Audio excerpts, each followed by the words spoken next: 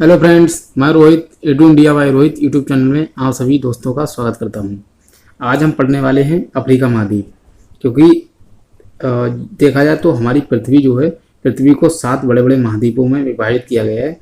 और उन्हीं महाद्वीपों में यदि बात करें तो पहला महाद्वीप हम पढ़ चुके हैं जो कि एशिया महाद्वीप था, और दूसरा महाद्वीप जो है अफ्रीका महाद्वीप, इसे अफ्रीका कॉन्टिनेंट के नाम से जानते हैं। तो आज हम इस महाद्वीप के बारे में पढ़ेंगे और इस महाद्वीप से संबंधित मैंने 50 महत्वपूर्ण प्रश्नों को निकाला है। उसके माध्यम से पूरे अफ्रीका महाद्वीप का हम रिवीजन करेंगे। तो हम अपने वीडियो को प्रारंभ करते हैं। तो सबसे पहला प्रश्न है हमारा कि विश्व का दूसरा सबसे बड़ा महाद्वीप, यदि बात करें ये क्षेत्रफल एवं जनसंख्या, तो क्षेत्रफल एवं जनसंख्या दोनों में ही ये सबसे बड़ा महाद्वीप है, जिसे अफ्रीका महाद्वीप। आपसे पूछा जाएगा कि विश्व का दूसरा सबसे बड़ा क्षेत्रफल में महाद्वीप कौन सा है, तो भी अफ्रीका होगा। अगर जनसंख्या में पूछा जाए तो भी अफ्रीका महाद्वीप ही होगा। ठीक है, तो यह है प्रश्न हमारा। अफ्रीका महाद्वीप में कितने देश हैं, तो अफ्रीका महाद्वीप में कुल 54 देश हैं। कुल 54 देश जो हैं वो अफ्रीका महाद्वीप में स्थित हैं। नेक्स्ट प्रश्न है हमारा, कर्क रेखा, मकर रेखा एवं भूमध्य रेखा गुजरने वाला महाद्वीप है। तो अफ्रीका एकमात्र ऐसा महाद्वीप है जहाँ से कर्क रेखा भी गुजरती है, मकर रेखा भी गुजरती है और भूमध्य रेखा भी गुजरती है। लेकिन यदि बात करें तो इस महाद्वीप से जो 0 डिग्री देशांतर है, जिसे हम ग्रीनविच मीन टाइम कहते हैं, तो वो भी गुजरती है। अर्थात इस महाद्वीप से 4 प्रमुख रेखाएं गुजरती हैं। तो कर्क, मकर एवं भूमध्य रेखाएं जो गुजरती हैं, ये है अफ्रीका महाद्वीप। अफ्रीका महाद्वीप, तो अफ्रीका महाद्वीप से जो है प्रमुख रेखाएं गुजरती हैं। कर्क रेखा भी गुजरती है, मकर रेखा भी एवं भूमध्य रेखा भी गुजरती है। तो अफ्रीका महाद्वीप से 4 प्रमुख रेखाएं गुजरती, कर्क रेखा, मकर रेखा, भूमध्य रेखा और जो है 0 डिग्री देशांतर जो है वो भी गुजरती है। तो इससे 4 प्रमुख रेखाएं गुजरती हैं। नेक्स्ट प्रश्न है हमारा, अफ्रीका महाद्वीप की सबसे लंबी पर्वत श्रृंखला कौन सी है। तो अफ्रीका महाद्वीप की अगर सबसे लंबी पर्वत श्रृंखला की हम बात करें तो जाती है एटलस। जो एटलस पर्वत श्रृंखला है, ये अफ्रीका महाद्वीप की सबसे लंबी पर्वत श्रृंखला है। और पूछा जाए कितनी लंबी है, तो 2000 किलोमीटर इतनी लंबी पर्वत श्रृंखला है। और इसकी सबसे ऊंची चोटी है, उसका नाम है माउंट टिबकल। इसकी सबसे ऊंची चोटी है जो एटलस पर्वत श्रृंखला की, इसकी सबसे ऊंची चोटी माउंट टिबकल है। और बात करें जो एटलस पर्वत श्रृंखला है, ये किन किन देशों में है, तो सब मोरक्को में पड़ती है। मोरक्को, अल्जीरिया और ट्यूनीसिया, इन 3 देशों में पड़ने वाली श्रृंखला है। मोरक्को में पड़ती है, अल्जीरिया एवं ट्यूनीसिया, इन 3 देशों में प्रमुख रूप से पड़ती है एटलस पर्वत श्रृंखला। और ये 2000 किलोमीटर लंबी है और इसकी सबसे ऊंची चोटी माउंट टिबकल है, जो कि मोरक्को देश में पड़ने वाली पड़ती है। ठीक है, तो माउंट टिबकल की सबसे ऊंची चोटी, जो एटलस पर्वत श्रृंखला की सबसे ऊंची चोटी माउंट टिबकल, जो कि मोरक्को में पड़ती है। अब हम पढ़ते हैं नेक्स्ट जो है हमारा प्रश्न, उसको समझते हैं। नेक्स्ट प्रश्न है हमारा, अफ्रीका महाद्वीप की सबसे ऊंची चोटी। तो यदि बात करें, जो अभी हमने बात करी माउंट टिबकल की, ये एटलस पर्वत श्रृंखला की सबसे ऊंची चोटी है। लेकिन अफ्रीका महाद्वीप की सबसे ऊंची चोटी की बात करें तो हो जाती है किलिमंजारो। ये अफ्रीका महाद्वीप की सबसे ऊंची चोटी है।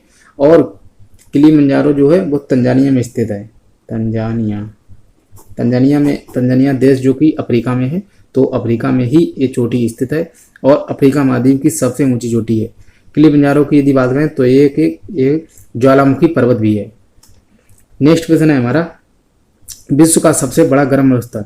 यदि आपसे पूछा है कि विश्व का सबसे बड़ा गर्म मरुस्थल कौन सा है, तो हो जाता है सहारा जो है वो विश्व का सबसे बड़ा गर्म मरुस्थल है। लेकिन मैं आपको एक बात और बता दूं, अगर पूछा जाए कि विश्व का सबसे बड़ा मरुस्थल, तो नंबर 1 पे आता है अंटार्कटिका। और दूसरा पूछा जाए तो हो जाता है आर्कटिक। ठीक है, तो नंबर 1 पे अगर पूछा है कि विश्व का सबसे बड़ा मरुस्थल कौन सा है, तो अंटार्कटिका, और ये ठंडा मरुस्थल है। और पूछा जाए कि विश्व का दूसरा सबसे बड़ा मरुस्थल, तो आर्कटिक हो जाएगा, और ये भी ठंडा मरुस्थल है।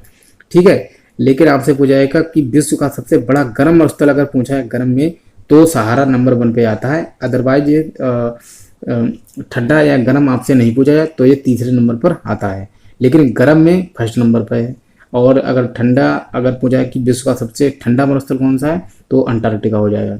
और अगर दूसरा पूछा जाए तो आर्कटिक। और अगर इनमें से जैसे पूछा गया प्रश्न कि विश्व का सबसे बड़ा गर्म मरुस्थल कौन सा है, तो ये तीनों ऑप्शन में है, तो गर्म के रूप में सहारा ही हमारा उत्तर होगा। लेकिन अगर पूछा गया कि विश्व का सबसे बड़ा मरुस्थल अगर पूछा गया और तीनों ऑप्शन में दिए गए हैं, तो सबसे बड़ा में अंटार्कटिका ही आएगा। अगर ठंडा गर्म आपसे नहीं पूछा गया, फिर भी अंटार्कटिका जो है सबसे बड़ा गर्म ठंडा मरुस्थल है। नेक्स्ट प्रश्न है हमारा, विश्व की सबसे लंबी जो सहारा मरुस्थल है, ये 11 देशों में पाया जाता है। अफ्रीका के 11 देशों में पाया जाता है और ये उत्तर पश्चिम अफ्रीका महाद्वीप में पाए जाने वाला मरुस्थल है। विश्व की सबसे लंबी नदी कौन सी है? तो विश्व की सबसे लंबी नदी जो है वो नील नदी है। नील नदी जो है, और इसकी अगर लंबाई पूछी जाए तो 66 तो 93 किलोमीटर इसकी लंबाई है। और ये कौन से देश में है बहती है? तो ये इसे मिस्र का वरदान भी कहा जाता है। तो मिस्र देश में बहने वाली प्रमुख नदी है। ठीक है, तो मिस्र देश में बहती है प्रमुख रूप से, लेकिन और भी देश हैं जैसे सूडान है तो मतलब इसके बारे में हम आगे पढ़ेंगे। तो विश्व की सबसे लंबी नदी नील नदी और इसकी लंबाई है 493 किलोमीटर। नेक्स्ट प्रश्न है हमारा, नील नदी कहाँ पर नील नदी बनती है?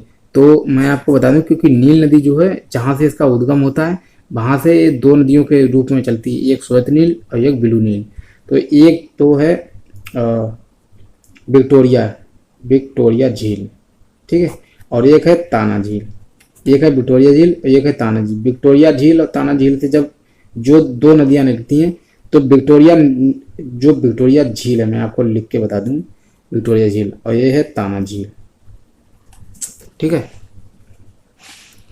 देखिए ये है विक्टोरिया झील और ये है ताना झील। विक्टोरिया झील से जो नदी निकलती है उसका नाम है श्वेत नील, और जो ताना झील से नदी निकलती है उसका नाम है ब्लू नील अर्थात नीली नील। ठीक है, यहाँ से नीली नील निकलती है और विक्टोरिया झील से निकलती है श्वेत नील। तो अब ये दोनों नदियाँ जब निकलती हैं, और ये एक देश है सूडान देश है, मैं यहाँ पर लिख देता हूँ सूडान। ठीक है, सूडान देश है। सूडान की राजधानी है खार्तूम। तो सूडान की राजधानी खार्तूम है, और खार्तूम में ये दोनों नदियाँ मिलती हैं, तो यहीं इस नदी को कहा जाता है नील नदी। यहीं से इस नदी का नाम नील नदी प्रारंभ होता है। पहले ये 2 नदियों के रूप में चलती है, श्वेत नील जो कि विक्टोरिया झील से निकलती है, और नीली नील जो कि ताना झील से निकलने वाली नदी है। तो इन 2 नदियों के मिलने से ही नील नदी प्रमुख रूप से बनती है, जो कि सूडान की राजधानी खार्तूम है, यहीं पर इसे नील नदी कहा जाने लगता है। अब हम पढ़ते हैं अपने नेक्स्ट प्रश्न की तरफ। नेक्स्ट प्रश्न है हमारा, अफ्रीका का सबसे बड़ा द्वीप। अगर अफ्रीका का सबसे बड़ा द्वीप हमसे पूछा है कि अफ्रीका महाद्वीप का सबसे बड़ा द्वीप कौन सा है, तो है मेडागास्कर है, और इसे मालागासी भी कहते हैं। मालागासी के नाम से भी जाना जाता है। और एक कौन से कहाँ पड़ता है, तो हिंद महासागर में पड़ने वाला है। हिंद महासागर में पड़ने वाला ये द्वीप है, और ये अफ्रीका महाद्वीप का सबसे बड़ा द्वीप मेडागास्कर के नाम से जाना जाता है। और मेडागास्कर एवं मोजाम्बिक के बीच एक मोजाम्बिक चैनल भी पड़ता है, उसको हम आगे पढ़ेंगे। अब हम पढ़ते हैं नेक्स्ट प्रश्न की तरफ। सवाना घास के मैदान कहाँ पाए जाते हैं? जो सवाना घास के मैदान है, ये अफ्रीका के जो उत्तर पश्चिम अफ्रीका है वहीं पर पाए जाते हैं। अफ्रीका में इन्हें सवाना के नाम से जानते हैं, और ये उष्णकटिबंधीय घास के मैदान है। तो कहाँ पाए जाते हैं? उत्तर पश्चिम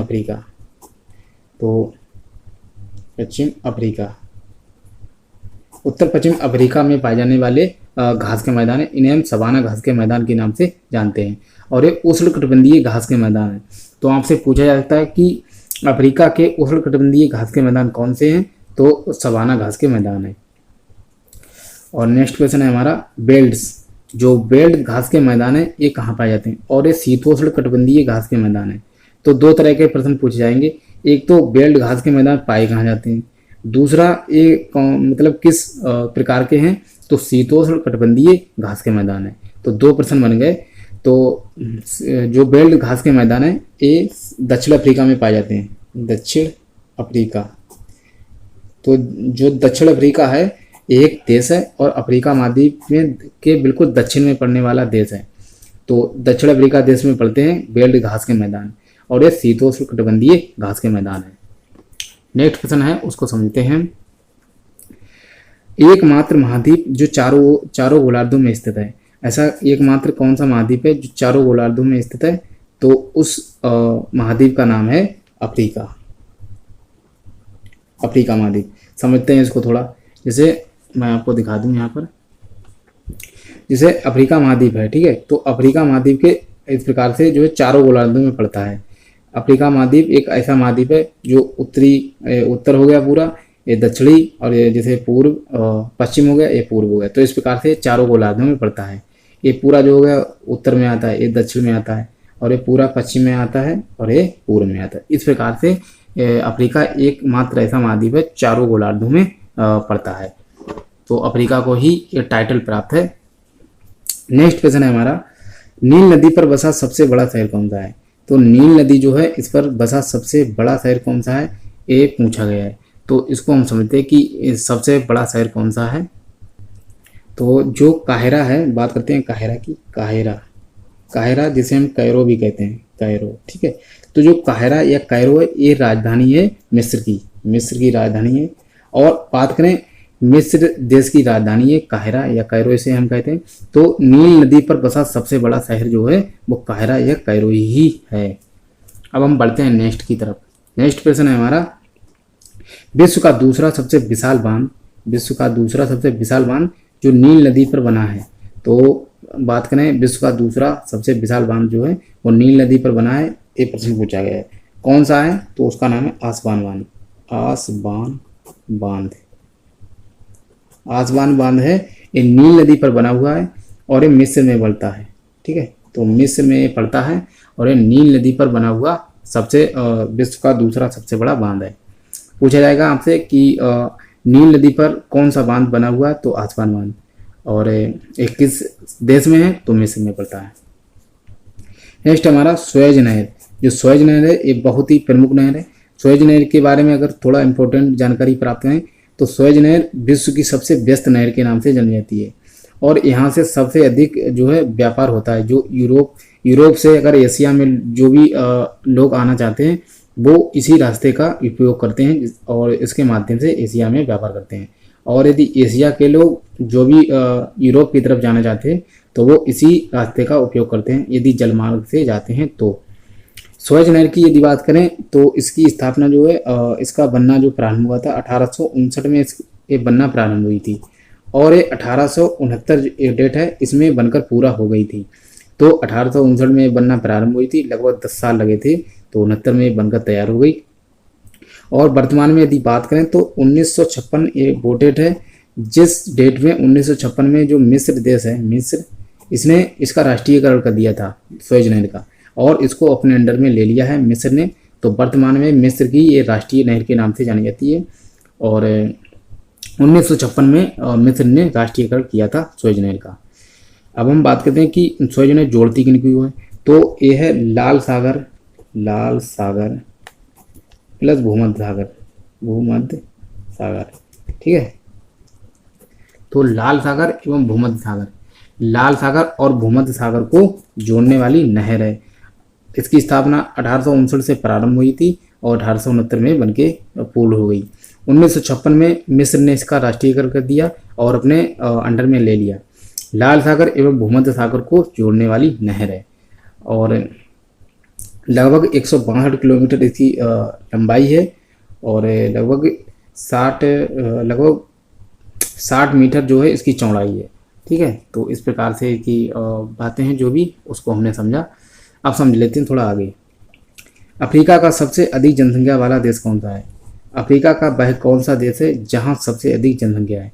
तो अफ्रीका का जो सबसे अधिक जनसंख्या वाला देश है उसका नाम है नाइजीरिया। अफ्रीका में नाइजीरिया में सबसे अधिक जनसंख्या पाई जाती है। लेकिन यदि बात करें जो अफ्रीका का जो सबसे अधिक क्षेत्रफल में सबसे बड़ा, अफ्रीका का सबसे बड़ा क्षेत्रफल में जो देश है वो हो जाता है अल्जीरिया, लेकिन अगर जनसंख्या में पूछा है तो हो जाता है नाइजीरिया। तो इस प्रकार से जो भी प्रश्न है उसको हम बारी बारी से पढ़ेंगे। शुतुरमुर्ग नामक चिड़िया या पक्षी किस मरुस्थल में पाया जाता है? तो शुतुरमुर्ग जो है वर्तमान में यदि बात करें सबसे बड़ा पक्षी जो है वो, सबसे बड़ा जीवित पक्षी शुतुरमुर्ग को ही कहा जाता है। एक किस मरुस्थल में पाया जाता है? तो ये पाया जाता है कालाहारी मरुस्थल, कालाहारी मरुस्थल, जो कि बोत्सवाना एवं साउथ अफ्रीका एवं नामीबिया में पाया जाता है, क्योंकि आगे हम पढ़ेंगे कि कहाँ कहाँ पाया जाता है। तो कालाहारी मरुस्थल में ही शुतुरमुर्ग ये पक्षी पाया जाता है। नेक्स्ट क्वेश्चन है हमारा, समझते हैं इसको। विश्व की सबसे बड़ी हीरे की खान या किम्बरले खान इसे कहते हैं। तो विश्व की सबसे बड़ी हीरे की खान जो है, जिसे किम्बरले खान के नाम से जाना जाता है, ये कहाँ स्थित है? तो ये है दक्षिण अफ्रीका में, दक्षिण अफ्रीका जो कि अफ्रीका महाद्वीप का सबसे दक्षिण में स्थित देश है, यहीं स्थित है किम्बरले खान। और ये सबसे बड़ी हीरे की खान है, विश्व की सबसे बड़ी हीरे, मतलब सबसे ज़्यादा हीरे यहीं पाए जाते हैं किम्बरले खान में। नेक्स्ट क्वेश्चन है हमारा, क्षेत्रफल में अफ्रीका का सबसे बड़ा एवं सबसे छोटा देश कौन सा है? तो अभी हमने बात किया, जो अफ्रीका का सबसे बड़ा क्षेत्रफल में देश है उसका नाम है अल्जीरिया सबसे बड़ा देश है।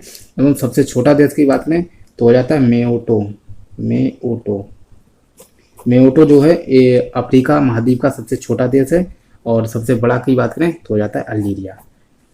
और अगर जनसंख्या में पूछा जाए आपसे तो हो जाता है नाइजीरिया, जो कि सबसे अधिक जनसंख्या पाई जाती है नाइजीरिया में। नेक्स्ट क्वेश्चन है हमारा, विश्व के प्रमुख स्वर्ण उत्पादक नगर। विश्व के प्रमुख स्वर्ण उत्पादक नगर जो हैं उनमें जैसे जोहान्सबर्ग है, ये कहाँ स्थित है? तो विश्व का प्रमुख जहाँ सबसे अधिक सोना उत्पादित होता है, जो सोने का उत्पादन होता है, वह नगर जोहान्सबर्ग है। और ये स्थित कहाँ है? तो ये साउथ अफ्रीका अर्थात दक्षिण अफ्रीका जो है यहीं स्थित है, जोहान्सबर्ग। नेक्स्ट क्वेश्चन है हमारा, अफ्रीका महाद्वीप का सबसे नगरीकृत देश कौन सा है? यदि आपसे पूछा है कि सबसे नगरीकृत देश कौन सा है, तो अफ्रीका का उस देश का नाम है लीबिया। यहाँ सबसे अधिक नगरीकरण किया हुआ है इस देश में, तो अफ्रीका महाद्वीप का सबसे नगरीकृत देश लीबिया है। नेक्स्ट क्वेश्चन है हमारा, इसको समझते हैं। कागज बनाने में प्रयुक्त एस्पार्टो घास, कागज बनाने में प्रयुक्त एस्पार्टो घास जो है एक पाए जाते हैं। तो एस्पार्टो घास कहाँ पाए जाते हैं ये पूछा गया है। जो एस्पार्टो घास है ये कागज बनाने में बहुत ही महत्वपूर्ण भूमिका निभाते हैं। और ये कहाँ पाए जाते हैं? ये बहुत ही अधिक मात्रा में पाए जाते हैं उत्तरी अफ्रीका में, उत्तरी अफ्रीका में पाए जाते हैं एस्पार्टो घास। और एक कागज बनाने में जो हम प्रयोग करते हैं, जैसे यदि हम बात करें तो कागज का हम बहुत ही अधिक उपयोग करते हैं, तो कागज बनाने में ये एस्पार्टो घास जो पाई जाती है ये उत्तरी अफ्रीका में पाई जाती है। नेक्स्ट क्वेश्चन है हमारा, मकर रेखा को 2 बार काटने वाली नदी। ये प्रश्न जो है बहुत ही BBI है, और ये अब तक ना जाने किसने एग्जाम्स में पूछा जा चुका है। तो मकर रेखा को 2 बार काटने वाली नदी कौन सी है? तो मकर रेखा को काटती है लिम्पोपो नदी। लिम्पोपो नदी ये दक्षिण अफ्रीका है, साउथ अफ्रीका, इसकी सीमा पर पाई जाती है, सीमा पर पाई जाने वाली नदी है। तो लिम्पोपो नदी जो है वो मकर रेखा को 2 बार काटने वाली नदी है। नेक्स्ट क्वेश्चन है हमारा, भूमध्य रेखा को 2 बार काटने वाली नदी कौन सी है? अगर भूमध्य रेखा के बारे में आपसे पूछा जाए तो उसका नाम है कांगो नदी, या इसे जायरे नदी के नाम से भी जानते हैं, कांगो या जायरे नदी। ये भूमध्य रेखा को 2 बार काटने वाली नदी है, इसका नाम है कांगो नदी या फिर जायरे नदी के नाम से जानते हैं। और ये कांगो गणराज्य जो है यहीं पाई जाती है, कांगो गणराज्य। ठीक है, तो कांगो गणराज्य जो है मैं आपको दिखा देता हूँ। कांगो गणराज्य जो है वो अफ्रीका में ही अफ्रीका महाद्वीप में पाए जाने वाला कांगो गणराज्य देश है।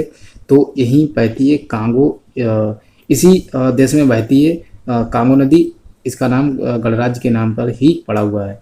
और इसे जायरे नदी के नाम से भी जानते हैं, क्योंकि भूमध्य रेखा को 2 बार ये काटती है, एक बार आते वक्त, जैसे भूमध्य रेखा हो गई है, ठीक है, तो एक बार आते वक्त और एक बार जाते वक्त, इस प्रकार से कहा जाता है कि भूमध्य रेखा को 2 बार काटने वाली नदी है। मैं आपको एक प्रश्न और बता दूं, जैसे हमें पढ़ना था एशिया महाद्वीप में, लेकिन वो शायद हमें नहीं पढ़ पाए, लेकिन मैं आपको यहीं बता देता हूं। तो जो बात करते हैं कि कर्क रेखा को 2 बार काटने वाली नदी है, उसको समझ लेते हैं। कर्क रेखा को 2 बार काटने वाली जो नदी है वो भारत में पाई जाती है, भारत में पाई जाती है। और उसका नाम क्या है? तो उसका नाम है माही नदी। माही नदी जो है वो कर्क रेखा को 2 बार काटती है और ये भारत में पड़ती है। ठीक है, तो मैंने आपको तीनों ही प्रश्न बता दिए कि कर्क रेखा, भूमध्य रेखा और मकर रेखा, इन तीनों के बारे में हमने पढ़ लिया। नेक्स्ट क्वेश्चन है हमारा, जिब्राल्टर जलसंधि किन के बीच है? तो जिब्राल्टर जलसंधि, इसके बारे में थोड़ा समझ लेते हैं। इसे भूमध्य सागर की कुंजी कहा जाता है। अगर आपसे पूछा जाए कि भूमध्य सागर की कुंजी किस जलसंधि को कहते हैं, तो जिब्राल्टर जलसंधि को ही कहा जाता है।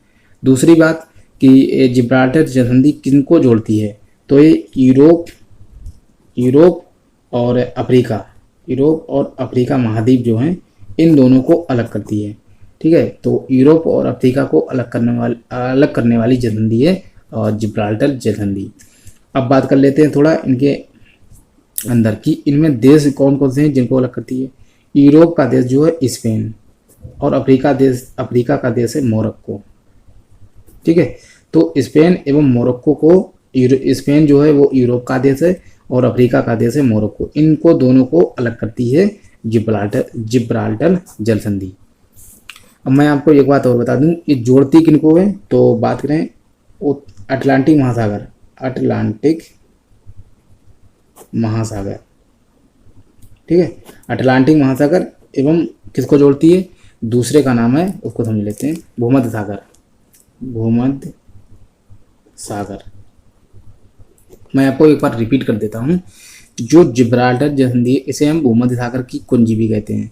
ठीक है, और ये यूरोप और अफ्रीका को अलग करती है। अगर महाद्वीपों में पूछा गया तो यूरोप और अफ्रीका को, अगर देशों में पूछा जाए तो स्पेन और मोरक्को आप देंगे कि स्पेन और मोरक्को को अलग करती है। अब ये जोड़ती किनको? तो अटलांटिक महासागर को जोड़ती है भूमध्य सागर से। ठीक है, तो सारी बातें मैंने बता दी इसके बारे में। अब हम समझ लेते हैं अपने जो नेक्स्ट क्वेश्चन है उनको समझ लेते हैं। सर नेक्स्ट क्वेश्चन है हमारा, अंध महाद्वीप किसे कहा जाता है, या भविष्य का महाद्वीप किसे कहा जाता है? तो अंध महाद्वीप इसे इसलिए कहा जाता है क्योंकि बहुत ही पिछड़ेपन होने के कारण इस महाद्वीप को अंध महाद्वीप कहा जाता है। और भविष्य का महाद्वीप इसलिए कहते हैं क्योंकि इसमें भविष्य में विकास होने की संभावना की जाती है। तो उस महाद्वीप का नाम है अफ्रीका महाद्वीप को ही अंध महाद्वीप या भविष्य का महाद्वीप के नाम से जाना जाता है। और अफ्रीका महाद्वीप को एक टाइटल और प्राप्त है कि मानव जाति का पालना किसे कहते हैं? तो मानव जाति का पालना जो है उसे इसे अफ्रीका को ही कहा जाता है। नेक्स्ट प्रश्न है हमारा, मोजाम्बिक चैनल जो है वो किन के बीच है? तो मोजाम्बिक चैनल की यदि हम बात करें तो एक तो पड़ता है मोजाम्बिक, ये याद करना बहुत ही सरल है। मोजाम्बिक जो है ये मोजाम्बिक देश प्लस मेडागास्कर को मैं बता चाहूँगा, इसे मालागासी भी कहते हैं। तो मोजाम्बिक एवं मेडागास्कर के बीच पड़ता है मोजाम्बिक चैनल। तो अगर आपसे पूछा जाए अफ्रीका महाद्वीप से संबंधित एक प्रश्न है तो महत्वपूर्ण है। तो मोजाम्बिक चैनल किसके बीच है? मोजाम्बिक एवं मेडागास्कर, इन देशों के बीच है मोजाम्बिक चैनल। नेक्स्ट क्वेश्चन है हमारा, विषुवत रेखा पर स्थित झील, ऐसी कौन सी झील है जो विषुवत रेखा पर स्थित है? तो ये पूछा गया है। तो मैं आपको बता देता हूँ, जो विक्टोरिया झील है, विक्टोरिया झील एक ऐसी झील है अफ्रीका महाद्वीप की, जो कि अगर देखा जाए तो मैं आपको इससे थोड़े बेसिक बता दूं, ये विश्व की दूसरी सेकंड सबसे बड़ी मीठे पानी की झील है। तो विश्व की दूसरी सबसे बड़ी मीठे पानी की झील विक्टोरिया झील। और देखा जाए विश्व की सबसे बड़ी मीठे पानी की झील फर्स्ट नंबर पर कौन है? तो हो जाती है सुपीरियर। तो सुपीरियर के बाद ये दूसरी सबसे बड़ी मीठे पानी की झील है और ये पड़ती है विषुवत रेखा पर, जो 0 डिग्री अक्षांश है, इसे हम विषुवत रेखा कहते हैं। तो 0 डिग्री अक्षांश पर ही ये पड़ती है विक्टोरिया झील। और ये 3 देशों में पाई जाने वाली झील है। एक केन्या पे पाई जाती है, दूसरा युगांडा, युगांडा और तीसरा केन्या, युगांडा, तंजानिया। ठीक है, तो इन 3 देशों में पाई जाती है, केन्या, युगांडा, तंजानिया। और इन तीनों देशों के बॉर्डर पर पड़ती है। तो विक्टोरिया झील विषुवत रेखा पर पाई जाने वाली झील है और विश्व की दूसरी सबसे बड़ी मीठे पानी की झील है। प्रथम कौन है? तो सुपीरियर झील, जो कि अमेरिका में पाई जाती है। अब हम पढ़ लेते हैं आगे। नेक्स्ट प्रश्न जो है हमारा 29वां, ड्रेकेंसबर्ग पर्वत कहाँ स्थित है? तो जो ड्रेकेंसबर्ग पर्वत है ये पाए जाते हैं साउथ अफ्रीका अर्थात दक्षिण अफ्रीका में।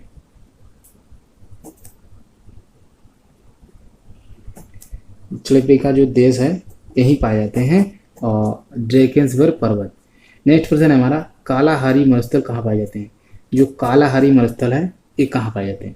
तो कालाहारी मरुस्थल बात करें तो ये पाया जाता है और 3 देशों में लगभग पाया जाता है कालाहारी मरुस्थल। जैसे यदि बात करें हम इसकी, तो मैं आपको बता दूं जो कालाहारी मरुस्थल है हालांकि 2-3 देशों में पाया जाता है, लेकिन जब कोई भी मरुस्थल या कोई भी पर्वत पहाड़ जो कई देशों में पाए जाते हैं तो उनमें देश से जो है ना के बराबर प्रश्न पूछे जाते हैं, केवल महाद्वीप से प्रश्न पूछे जाते हैं।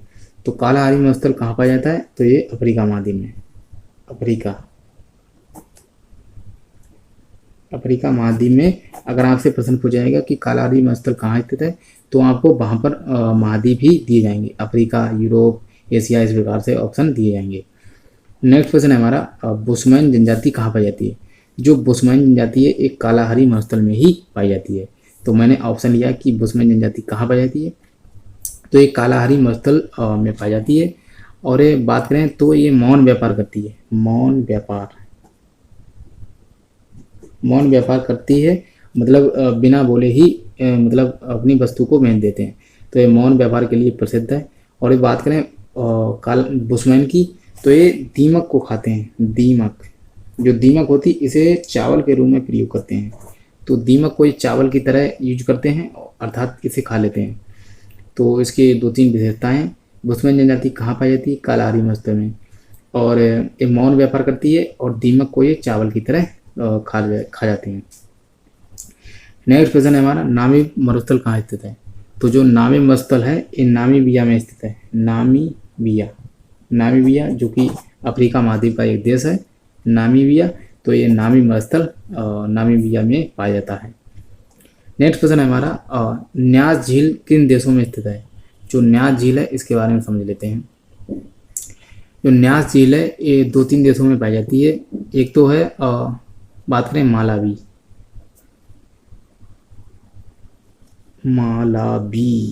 एक है मालावी, और दूसरी बात करें मोजाम्बिक में भी पड़ती है, मोजाम्बिक, और दूसरा हो जाता तंजानिया। तो ये 3 देशों में पाई जाती है। न्यास झील आपसे पूछा है कि न्यास झील किन देशों में है पाई जाती है? तो ये मालावी में पाई जाती है, मोजाम्बिक और तंजानिया, तो 3 देशों में पाई जाती है न्यास झील। और एक मैं आपको बता दूं, एक है नासेर झील जो कि पाई जाती है मिस्र देश में। ठीक है, तो मिस्र में पाई जाती है एक नासेर झील। और एक है चौड़ झील है, ये चौड़ में पाई जाती है और उसके जो पड़ोसी देश हैं मतलब ये प्रमुख रूप से चौड़ में पाई जाती है। तो जिस देश का चौड़ झील चौड़ में ही पाई जाती है, और चौड़ में पाई जाती है। और ये नाइजीरिया में पाई जाती है, नाइजीरिया एवं शायद है नाइजर। तो ये 3 देश जो ऐसे हैं चौड़ में पाई जाती है, नाइजीरिया एवं नाइजर, इन 3 देशों में पाई जाने वाली झील है चौड़ झील। और नासेर झील मिस्र में पाई जाती है। हम पढ़ते हैं अपने नेक्स्ट प्रश्न की तरफ। नेक्स्ट प्रश्न है हमारा, ताना झील कहाँ स्थित है? जो ताना झील है ये कहाँ स्थित है? तो ताना झील इथोपिया देश में स्थित है, इथोपिया देश में स्थित है ताना झील। और यहीं से मैंने बताया था आपको कि ब्लू नील अर्थात इसे कहते हैं नीली नील, जो नीली नील नदी है यही निकलती है का नाम इथोपिया देश से निकलती है, अर्थात ताना झील से निकलती है। आपसे पूछा जाएगा कि ब्लू नील, हालांकि हम पीछे बात कर चुके हैं, जो ब्लू नील या नीली नील है ये ताना झील से निकलती है और ताना झील इथोपिया देश में स्थित है। नेक्स्ट प्रश्न है हमारा, टंगानिका झील विश्व की सबसे लंबी झील है और ये कहाँ स्थित है, तो टंगानिका जो झील है इसकी हम बात करें तो ये पाई जाती है अफ्रीका महाद्वीप में। अफ्रीका महाद्वीप में पाई जाने वाली झील है टंगानिका झील और ये विश्व की सबसे लंबी झील के नाम से जानी जाती है टंगानिका। नेक्स्ट क्वेश्चन है हमारा, मिस्र का वरदान कहते हैं, जो मिस्र का वरदान है एक किस नदी को कहते हैं, तो नील नदी को, नील नदी को कहा जाता है मिस्र का वरदान। नेक्स्ट क्वेश्चन है हमारा, कंपाला या काहिरा किस देश के किस नदी के किनारे स्थित है, तो कंपाला जो है बात करें कंपाला या काहिरा किस नदी के किनारे स्थित है, तो कंपाला जो है वो युगांडा की राजधानी है और काहिरा जो कि मिस्र की राजधानी है, तो ये जो है नील नदी के किनारे ही स्थित है। नील नदी के किनारे स्थित है। नेक्स्ट जो है प्रश्न उसको हम समझ लेते हैं। अफ्रीका की दूसरी सबसे बड़ी नदी, जो अफ्रीका की बात करें तो अफ्रीका की दूसरी सबसे बड़ी नदी कौन सी है, उस नदी का नाम है कांगो नदी। कांगो नदी जिसे हम जायरे नदी भी कहते हैं, तो अफ्रीका की दूसरी सबसे बड़ी नदी के नाम से जानी जाती है और इसी नदी यही नदी जो है ये विषुवत रेखा को या भूमध्य रेखा को 2 बार काटती है। नेक्स्ट क्वेश्चन है, स्टैनली या लिविंगस्टोन जलप्रपात किस नदी पर है, तो स्टैनली या लिविंगस्टोन जो जलप्रपात है एक कांगो नदी पर ही स्थित है। कांगो नदी पर एक जलप्रपात पाया जाता है और ये बहुत ही महत्वपूर्ण जलप्रपात है। नेक्स्ट प्रश्न है हमारे, 2 प्रश्नों का उत्तर एक ही है। एक विक्टोरिया जलप्रपात अगर आपसे पूछा है कि किस नदी पर है और दूसरा करीबा बांध, ये दोनों ही बहुत ही बीबीआई प्रश्न है। आपसे पूछा है कि विक्टोरिया जलप्रपात किस नदी पर है या करीबा बांध किस नदी पर है, तो उस नदी का नाम है जाम्बेजी नदी। जाम्बेजी नदी, ये जाम्बेजी नदी ये जाम्बिया देश से ही के आसपास बहती है, तो उसी देश के नाम पर ही इसका नाम रखा गया है जाम्बेजी नदी। तो जाम्बेजी नदी पर ही विक्टोरिया जलप्रपात बना मतलब है और करीबा बांध भी इसी नदी पर बना हुआ है। तो ये 2 प्रश्न एक साथ ही हमने पढ़े। अब हम पढ़ते हैं नेक्स्ट जो है, मैं आपको दिखा दूं हमें केवल इतने ही प्रश्न पढ़ने हैं। जो अब हम पढ़ते हैं नेक्स्ट, पिग्मी जनजाति रहती है, जो पिग्मी जनजाति है ये कहाँ रहती है, तो इसके बारे में समझ लेते हैं। पिग्मी जनजाति कांगो बेसिन में रहती है। कांगो बेसिन, अब एक कांगो बेसिन क्या है उसको समझ लेते हैं। मतलब कांगो नदी के जो आसपास का क्षेत्र होता है, उस नदी के आसपास के क्षेत्र में जो भी लोग रहते हैं उसे हम कांगो बेसिन के नाम से जानते हैं। और ये पिग्मी जनजाति जो है एक पेड़ों पर निवास करती है, पेड़ों पर निवास करने वाली जनजाति है, तो इसकी ये विशेषताएं हैं। एक प्रश्न है हमारा, तुआरेग जनजाति कहाँ रहती है, तो ये तुआरेग जनजाति जो है ये रहती है सहारा मरुस्थल में। सहारा मरुस्थल, हालांकि मैं एक जनजाति वाला वीडियो बना चुका हूँ जो कि वर्ल्ड जियोग्राफी के जो प्लेलिस्ट है उसमें मैंने डाल रखा है, तो उसमें पढ़ेंगे और इसको पढ़ेंगे तो सारे आपके कॉन्सेप्ट क्लियर हो जाएंगे। तो सहारा मरुस्थल में पाई जाने वाली जनजाति है तुआरेग, और एक सहारा मरुस्थल में जो भी टूरिस्ट लोग जाते हैं तो उनको एक गाइड करते हैं और उनको सहारा मरुस्थल में ये लोग रहते ही नहीं है, ये सहारा मरुस्थल की पूरी जानकारी भी रखते हैं और जो भी कोई टूरिस्ट जाते हैं तो उनको गाइड भी करते हैं, तो ये इनकी महत्वपूर्ण विशेषताएं हैं। नेक्स्ट क्वेश्चन है हमारा, मसाई जनजाति कहाँ रहती है, तो मसाई जनजाति की यदि हम बात करें तो ये विषुवत रेखा पर रहने वाली जनजाति है, जैसे केन्या, युगांडा और तंजानिया। केन्या, युगांडा, तंजानिया ये 3 देशों में रहने वाली जनजाति है। और यदि बात करें तो मसाई जनजाति के जो घर होते हैं उन्हें हम किरोल कहते हैं। किरोल, ये जिन घरों में रहते हैं इन्हें हम किरोल कहते हैं। ये इस प्रकार के घर होते हैं तो इन्हें हम किरोल के नाम से जानते हैं। और किन देशों में रहती हैं, तो केन्या, युगांडा, तंजानिया इन 3 देशों में रहने वाली जनजाति है और उनके घरों को हम किरोल कहते हैं। अब नेक्स्ट प्रश्न है हमारा कि पॉम तेल नदी किसे कहते हैं, जो पॉम तेल नदी है इसे हम नाइजर नदी को कहते हैं। नाइजर, जो नाइजर नदी है इसे हम पाम तेल नदी के नाम से जानते हैं। नेक्स्ट क्वेश्चन है हमारा, उसको समझ लेते हैं। हरमट्टन जो स्थानीय पवन है ये कहाँ चलती है, तो हरमट्टन जो स्थानीय पवन है सबसे पहली बात तो ये गर्म एवं शुष्क। तो मैं आपको एक बेसिक बात बता दूं, जब गर्म एवं शुष्क ये किस लिए है, क्योंकि ये सहारा मरुस्थल में बहने वाली पवन है। जो सहारा मरुस्थल में क्योंकि आपको पता है कि विश्व का सबसे गर्म मरुस्थल कौन सा है, तो सहारा मरुस्थल। तो सहारा मरुस्थल में जो पवन चलेगी वो हमेशा गर्म एवं शुष्क ही होगी। तो हरमट्टन स्थानीय पवन कहाँ चलती है, सहारा में, और एक गर्म एवं शुष्क पवन है। नेक्स्ट क्वेश्चन है हमारा, डॉक्टर पवन किसे कहते हैं। तो जो हरमट्टन पवन है इसे ही डॉक्टर पवन के नाम से जाना जाता है। तो हरमट्टन पवन को ही कहा जाता है डॉक्टर पवन। नेक्स्ट, और इसे इसलिए कहा जाता है कि गिनी तट पर ये चलती है, और गिनी तट में जो भी बीमारियां होती हैं इस पवन के चलने के बाद वो उन बीमारियां समाप्त हो जाती हैं। तो नेक्स्ट क्वेश्चन है, उनको हम पढ़ लेते हैं। एक है सिरोको पवन चलती है एक एवं कैसी पवन है। तो जो सिरोको पवन है ये चलती है अफ्रीका महाद्वीप में। अफ्रीका में चलने वाली पवन है। कैसी पवन है, तो गर्म एवं शुष्क, गर्म एवं शुष्क पवन है, और ये सिरोको जो है अफ्रीका महाद्वीप में चलने वाली पवन है। नेक्स्ट प्रश्न है, उनको हम समझ लेते हैं। जो नेक्स्ट प्रश्न है उनको हम समझते हैं कि नेक्स्ट प्रश्न है हमारा, बेंगुला जलधारा कैसी एवं कहाँ चलने वाली जलधारा है। क्योंकि मैंने अफ्रीका से रिलेटेड जो भी प्रश्न मुझे उचित लगे मैंने इस वीडियो में सभी प्रश्नों को लिया है। तो बेंगुला जलधारा जो है ये अफ्रीका के निकट चलती है। जो बात करें पश्चिमी अफ्रीका जो है पश्चिम और दक्षिण पश्चिम अफ्रीका, तो इसी क्षेत्र में ये जलधारा चलती है, बेंगुला जलधारा। और आपसे पूछा जाएगा 2-3 तरह के प्रश्न बनेंगे, मैं सारे बता देता हूँ। सबसे पहली बात कि बेंगुला जलधारा कैसी जलधारा है। तो सबसे पहली बात, एक ठंडी जलधारा है, पहला प्रश्न। दूसरा प्रश्न, एक कौन से क्षेत्र में चलती है, तो दक्षिण पश्चिम अफ्रीका में चलती है, ठीक है। और तीसरा प्रश्न, एक कौन से महासागर में चलती है, तो दक्षिण अटलांटिक महासागर। तो दक्षिण अटलांटिक महासागर जो है यहीं पर चलती है ये बेंगुला जलधारा। हालांकि मैं जलधारा वाला एक वीडियो जो है अपलोड कर चुका हूं, तो आप उस वीडियो को देखेंगे तो सारी जलधाराओं को एक साथ ही आप कवर कर सकते हैं। नेक्स्ट क्वेश्चन है हमारा, अबिसिनिया का पठार कहाँ है। तो अबिसिनिया का पठार जो है ये अबिसिनिया में ही स्थित है। अबिसिनिया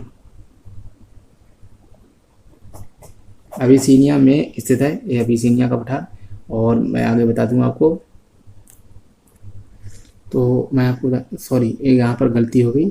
तो मैं आपको बता दूं कि जब हमने इंसान के रूप में जन्म लिया है तो गलती होना बहुत ही जायज़ है, और जब तक गलती नहीं होगी तब तक हम सुधार कैसे करेंगे। तो गलतियां भी करना ज़रूरी है और सुधार उसका होना वो भी ज़रूरी है। तो अबिसिनिया का जो पठार है ये अबिसिनिया में नहीं, इथोपिया है।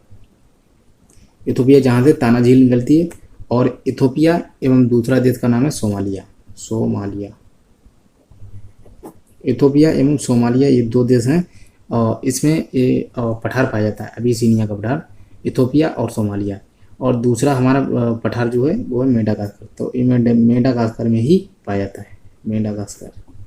मेडागास्कर को हम मालागासी भी कहते हैं, ठीक है। तो इसके दोनों नाम आप याद रखिए, मेडागास्कर या मालागासी, और ये अफ्रीका महाद्वीप में पाया जाता है। तो आपसे अगर इसके बारे में, जैसे मेडागास्कर का पठार पूछा गया आपसे कि किस महाद्वीप में है, तो अफ्रीका महाद्वीप में है, और किन देशों में है, तो मेडागास्कर या इसका नाम मालागासी भी है। तो आशा करता हूँ कि ये वीडियो जो हमने बनाया है ये बहुत ही महत्वपूर्ण होगा, और अफ्रीका महाद्वीप से रिलेटेड जो भी महत्वपूर्ण प्रश्न बन सकते थे उनको हमने इस वीडियो में लिया है। तो आपने पूरा वीडियो अगर देखा है तो आप समझ सकते हैं कि इस वीडियो में एक कितना महत्वपूर्ण है। एग्ज़ाम की दृष्टि से बहुत ही महत्वपूर्ण वीडियो है, और ऐसे ही मैं 7 महाद्वीपों का एक वीडियो लेकर आऊँगा। तो अगर ये वीडियो आपको पसंद आ रहा हो तो इस वीडियो को लाइक एवं चैनल को शेयर करें और सब्सक्राइब भी कर लें। तो मिलते हैं नेक्स्ट वीडियो में, तब तक के लिए जय हिंद, वंदे मातरम।